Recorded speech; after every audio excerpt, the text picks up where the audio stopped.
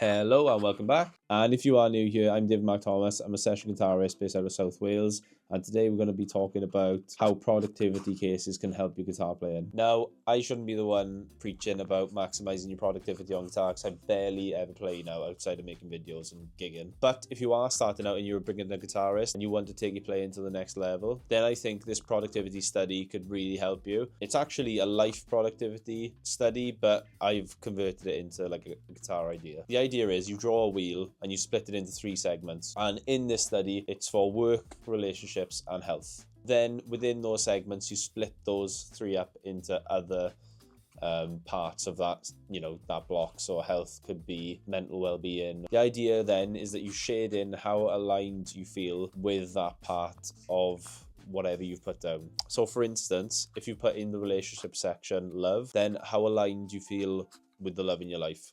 If you're happily married and you've wanted to be married for as long as you can remember, then that's 10 out of 10. If you have no interest in getting married and you're actually succeeding in that and you're alone and happy, then I'd consider that a 10 as well. So it's just about how aligned you feel within your own idea of what you want. Hopefully that makes sense. I got this study out of Feel Good Productivity. I listened to the audiobook recently. I would check that out if you haven't heard of it or given it a listen. Then that got me thinking about guitar and thinking about how we can break up our sections that we can improve upon, or maybe somewhere that we're weak, or maybe some weak points in our playing that we can obviously then focus on and look into. I kind of use this method to learn songs, and if you haven't checked out my last video, you can watch it here now. It basically just divides up the songs into red, amber, and green, and it helps me visualize exactly where I need to focus my time. I don't have a lot of it spare, so that when I do, I know exactly where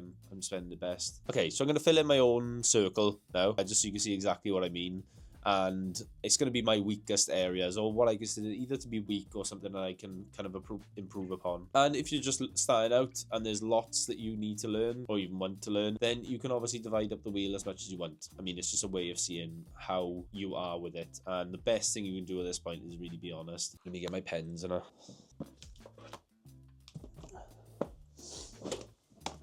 Right, I've got my board. So I'm going to draw a big circle in the middle. It's not a bad circle, is it? Okay, so I'm going to split this into 3. And I've written down here fundamentals, language, and theory. I'm going to split my fundamentals into legato, bending, and different picking techniques or picking styles. And then I've got language, which I put as improvising, musicality, and groove. And then theory, then I've got sight reading, modes, and key signatures. Okay, so it doesn't need to look perfect. That's mine so far. Looks alright.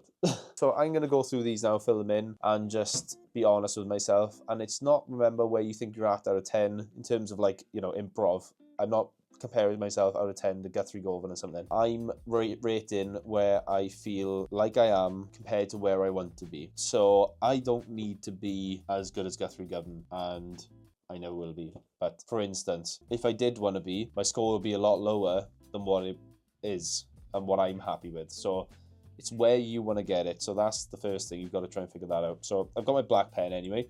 So I'll just go for sight reading. I'd probably give myself a 5 for sight reading. And I'm just going to kind of shade it there. A big 5 in the middle. And the reason why I would go 5 is because I can get through a lot of chord charts. I have a brief understanding about what goes on. However, I am useless at reading things like, I'm useless at reading melodies and things like that. So I give myself a 5. Not awful, I'm not great. And it's, again, like I'm saying, it's not me rating myself on how I am. It's kind of me rating where aligned I want to be. I want to try and be a better sight reader. So modes, I'm going to give myself a 3 for modes. With modes, I understand the ones I need to use and what I can use and things. A lot of the theory side of it lets me down, I think, in my head. I pick a lot of good note choices, I think. Don't really know what I'm doing. It would be great to understand that. So I'm really misaligned there. And I'm going to say key signatures. When I'm looking at like charts and things, key signatures, just want to know a bit more about how to find and identify them quicker. I did see a video of Victor Wooten explaining it, but I've forgotten it now. That's how I'm looking so far. Now I'm going to go through the rest of them and I'll show you what I mean. Okay, so mine is done. So hopefully you can kind of see that and make sense of it. So afterwards, once you've got it done, you can actually see where you think you are with each subject. Now, really, you can ask yourself, how much does it matter that I suck at legato? Is it actually affecting my professional life as a guitarist? Not really. It's not. It's my worst on here, but it's not top priority for me. I probably focus more on the theory of modes and sight reading, maybe the groove and improv aspect of my playing. I am being extremely harsh on myself here, to be honest, but I would say it's definitely worth doing, because now I've got a visual representation of where I think I need to focus. Every step of the way when you're learning guitar, there's going to be points where you can use a wheel like this to show where you're at, because it's hard when you're starting out and you're doing the same thing over and over again. It gives you reassurance that you can play. So yeah, this might help. I think it's a really good self-reflection exercise, and it could really help you playing, move on to the next step if you are stuck in a rut.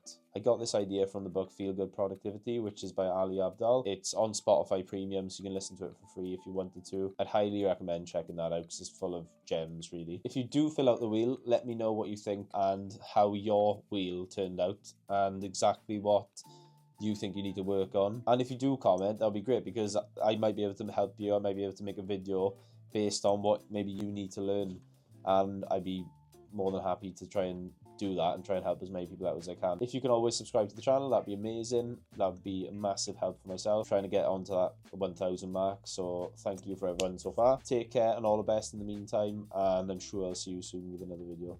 Take care.